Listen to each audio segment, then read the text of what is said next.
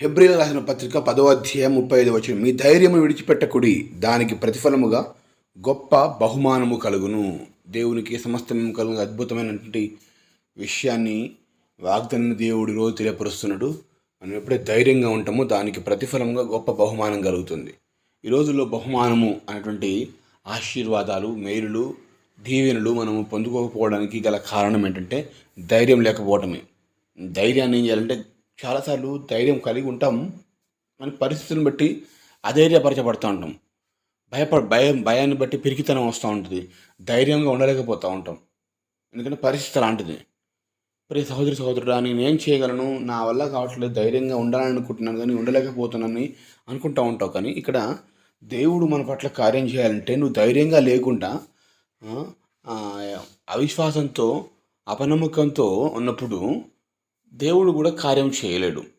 దేవుడు కార్యం చేయాలి అంటే మన దగ్గర ఒకటి కావాలి, ధైర్యం ఉండాలి. ఆ ధైర్యము నువ్వు కొన్నిసార్లు ఉంటున్నావు, ఆ ఉన్నదాన్ని గట్టిగా పట్టుకోండి, విడిచిపెట్టకు.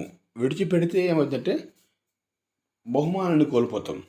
ప్రియ సహోదరుడా, దేవుడికి నిన్ను దీవించాలని, నీకు మేలు ఇవ్వాలని, నీకు ఆరోగ్యమని, ఆశీర్వాదాలు, నీకు కావాల్సినవన్నీ దైవ చిత్తానుసారం నీకు ఇవ్వాలని ఆయన ఎంతో ఆశపడుతూ ఉన్నాడు. కానీ నీ దగ్గర ధైర్యం ఉండట్లేదు. దేవుని అడుగు, ప్రభువా, నాలో పిరికితనం గల ఆత్మ ఉండకూడదు, శక్తి గల ఆత్మ ఉండాలి. ఏముందంటే, ఎక్కడైతే విశ్వాసం ఉంటుందో, విశ్వాసం లేకుండా దేవునికి ఇష్టలే ఉంటా అసాధ్యం. అంటే అవిశ్వాసం ఉంటేనే మనం ఇట్లాంటి కార్యాలు పొందుకోలేం. విశ్వాసం ఉన్నప్పుడు ఖచ్చితంగా పొందుకోగలుగుతాం. దేవుడు నచ్చంది ఏంటంటే అవిశ్వాసంగా ఉండటం. విశ్వాసము కలిగి ఉండాలి. మనం విశ్వాసం ఎప్పుడైతే కలిగి ఉంటామో అప్పుడే తప్పకుండా కార్యాలు చూడగలుగుతాం. ప్రియ సహోదరుడు, గొప్ప బహుమానం, మామూలుగా గొప్ప బహుమానం దేవుడికి ఇవ్వాలని ఆశపడుతూ ఉన్నాడు. ఏదో సాదతీదా కాదండి. దానికి కావాల్సింది ఒకటి ధైర్యము. పరిస్థితులు చాలా ఉంటాయి, ఏం కాదు, ఒకటే.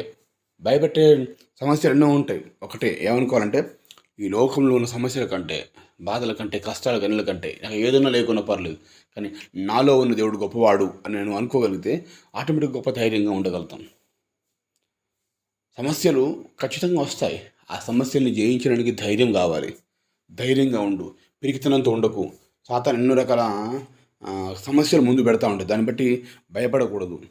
ధైర్యంతో ఉందాం, దాన్ని విడిచిపెట్టకుండా గట్టిగా పట్టుకుందాం. దానికి ప్రతిఫలంగా, దేనికి ప్రతిఫలంగా, ధైర్యానికి ప్రతిఫలంగా ఏం కలుగుతుంది? నీకు గొప్ప బహుమానం కలుగుతుంది, గొప్ప ఆశీర్వాదాలు, గొప్ప మేలులు, గొప్ప ఆరోగ్యం, గొప్ప సంపద, గొప్ప సమాధానం అన్నీ నా దేవుడు నీ జీవితంలో, నీ కుటుంబంలో దేవుడు దయచేయును గాక. ఆమేన్. ఈ వాక్యం నీ జీవితంలో నెరవేర్చబడును గాక.